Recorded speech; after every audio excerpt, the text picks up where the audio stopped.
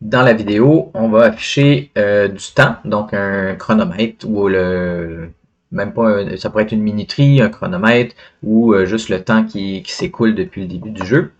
Donc, j'arrive ici.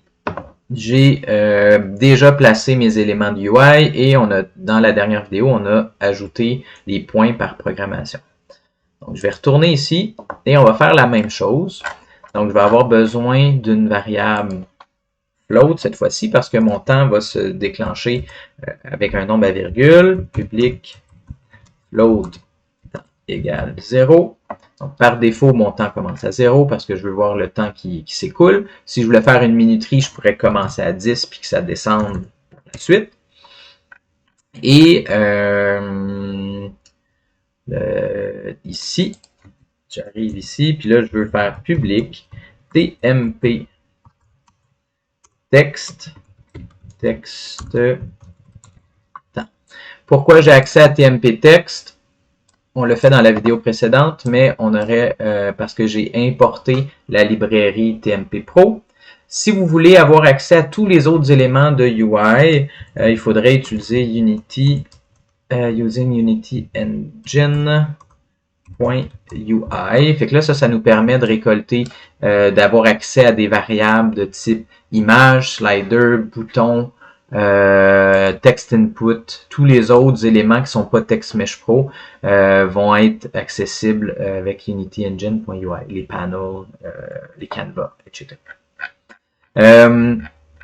Ensuite, j'arrive plus bas, ici, puis dans mon update, ce que j'aimerais faire, moi, c'est, pourquoi le update? Parce que le temps avance dans l'update. Donc,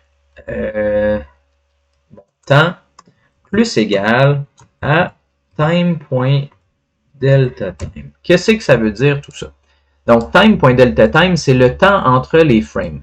Puis, dépendamment si j'ai une machine performante ou très performante ou peu performante, le delta time va varier. Donc, une machine qui est très performante va avoir un petit delta time parce que les frames vont s'accumuler plus vite, tandis qu'une machine qui est peu performante, le delta time va être très lent, mais dans tous les cas, ça va nous donner une idée du temps réel. Je vais laisser comme ça, vous allez voir qu'est-ce que ça va nous donner, puis par la suite, on va ajuster la manière de le formater. Donc j'arrive ici, puis en fait, c'est toujours dans l'update que j'aimerais faire ça, je ne sais pas pourquoi je suis parti de là. Donc, ce que j'aimerais faire, moi, c'est afficher mon temps. Donc, texte temps.text. Et là, même chose, comme la vidéo précédente, soit j'utilise toString, parce que ça, c'est un entier, un float, et ça, c'est du texte. Donc, soit j'utilise temps.toString, comme ça, ou l'autre manière de faire, on peut l'essayer comme ça, on va voir qu'est-ce que ça dit.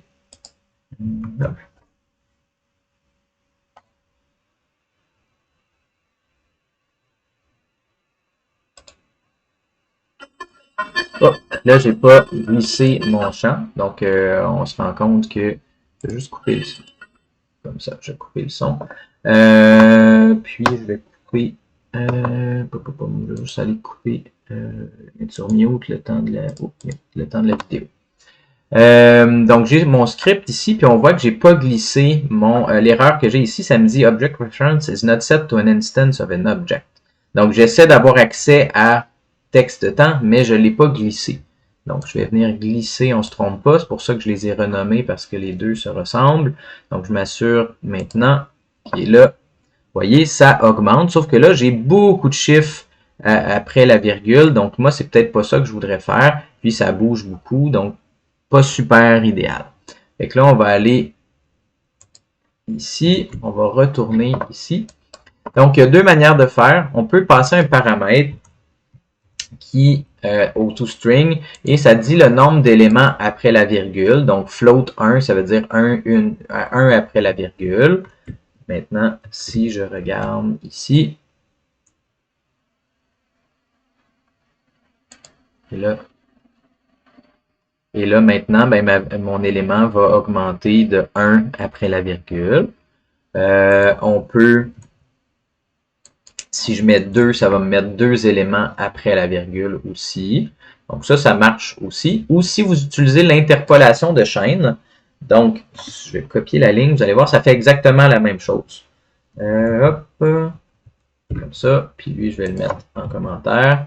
Donc, dans la dernière vidéo, je vous ai montré à utiliser l'interpolation de chaîne, donc $ et des guillemets doubles. Par exemple, si je voulais utiliser temps, et je voulais ensuite mettre une variable, temps comme ça. Donc, je peux venir mettre ma variable avec un nombre. Ici, 2 points, le nombre d'éléments flottants que je veux. Et ça va faire exactement la même chose. Donc, je recompile. Et je fais play. Et ça vient faire la même chose. Donc, ça vient ajouter mes éléments un à la suite de l'autre. En fait, ça accumule le temps. Et je pourrais, si je mettais une minuterie, je pourrais descendre au lieu d'augmenter. Donc, ici, si je voulais avoir une minuterie, ça commence à 10, je pourrais moins égal. Puis si c'est plus bas que 0, ben, je pourrais redémarrer mon jeu, par exemple. Je pourrais faire une minuterie de cette manière-là. Si je voulais pas du tout de nombre après la virgule, je pourrais mettre F0, puis ça me donnerait juste le chiffre exact sans nombre après la virgule.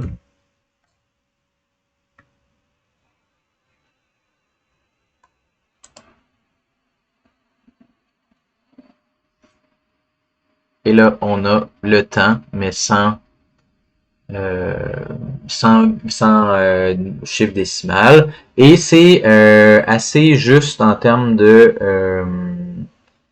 temps parce que ça calcule, ça ajuste le temps entre les frames. Donc, c'est un temps qui est quand même assez fiable en termes de vraies secondes. Donc, je vais arrêter la vidéo là. Puis, ça fait le tour pour le bloc numéro 2, je crois. Dans la prochaine vidéo, ce que je vais faire, c'est que je vais faire mon tapis plane du début à la fin, comme d'un coup. Fait que ça va être un peu plus long comme vidéo, mais ça va vous permettre de voir l'ensemble du projet.